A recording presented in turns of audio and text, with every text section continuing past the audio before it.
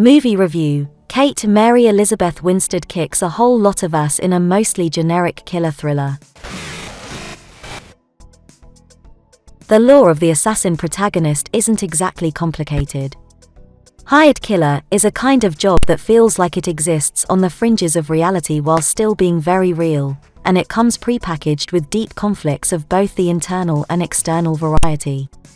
It's often exotic work, taking characters off to far-flung places, and only deals in extreme stakes and consequences.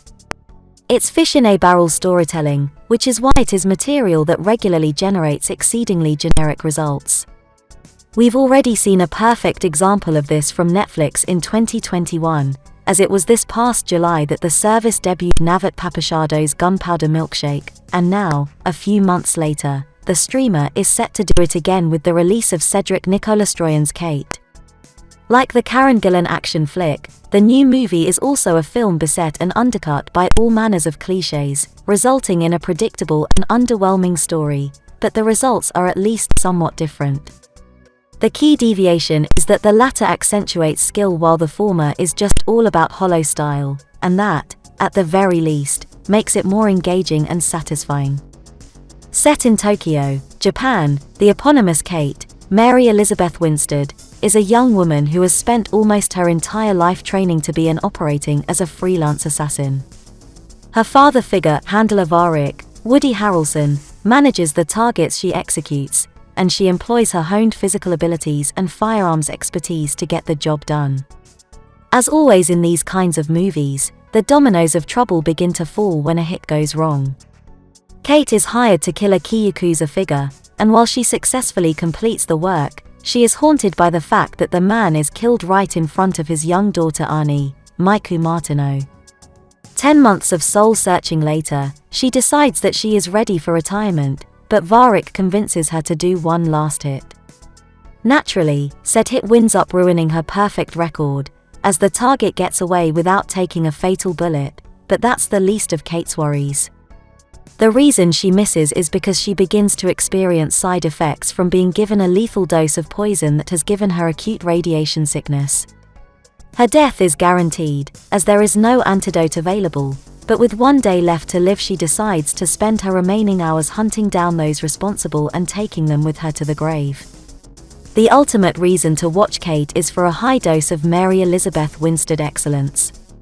If one is on the fence about whether or not to check out Kate, the tiebreaker for a decision in favor is the performance by Mary Elizabeth Winstead. From The Thing, to Smashed, to 10 Cloverfield Lane, Winstead has consistently proven in the last decade that she is one of the most underutilized leading actresses currently working, and puts in a great turn in her debut as a front-and-center action star, not counting her role as part of the titular ensemble in Birds of Prey. It's not emotionally the most complex part she has taken on, but she is everything that it requires, with mostly cold detachment and professionalism smothering a spark of vulnerability that can't help but shine through. It's not an easy line to walk, as that kind of character can easily take a deep dive into unlikable, but Winstead has the charisma necessary to pull it off. Kate is very much up to the action standard we've come to expect from 87 North Productions. Not only is it wonderful to see Mary Elizabeth Winstead back in a leading role, but it's exceptionally exciting to see her collaborating with 87 North Productions. With a filmography that includes the John Wick movies, Atomic Blonde, and Nobody, the company's credentials when it comes to action excellence is well established, and it's amazing to see their newest star operate in their world. The aforementioned DC Comics movie already proved to audiences that Winstead can kick a whole lot of ass on screen, not to mention the skills she demonstrates in Scott Pilgrim vs. the World, but here she doesn't have to share the spotlight, and the production delivers a number of exceptional sequences that allow her to shine. Kate snipes, she shoots, she slashes, she chases, she brawls, and everything in between, and each sequence where she does allows for its own unique flavor and angles. Cedric Nicolastroyan shoots it all with sharp clarity that accentuates the wonderful details in the choreography, even in low lighting, and it strikes that all-important tone between brutal and fun. You feel the weight and impact of each hit, and can't help but marvel at the skill with which it's all performed. Even if you've only seen 3 assassin-centric movies before, you can predict pretty much each step of the plot in Kate. What hampers Kate is that it feels like the inverse amount of energy that went into crafting the action of the movie went into the design of the script. As much as you might be hoping that the film will upend long-established expectations from the subgenre, Umair Aleem's screenplay instead falls into every trope pitfall you can think of, and you can't help but groan every single time one of your early predictions for developments in the plot comes to fruition. The story tracks, it's well-paced, and it does make some valid attempts at commentary regarding exploitation and colonization, but it's mostly just a collection of basic plot points wrapped around excellent set pieces.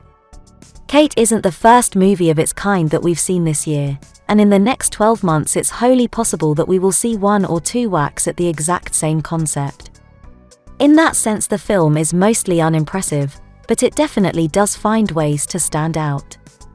At the very least, it will hopefully get more people to recognize the range of Mary Elizabeth Winstead, and she'll continue to get even bigger and better projects in the years to come.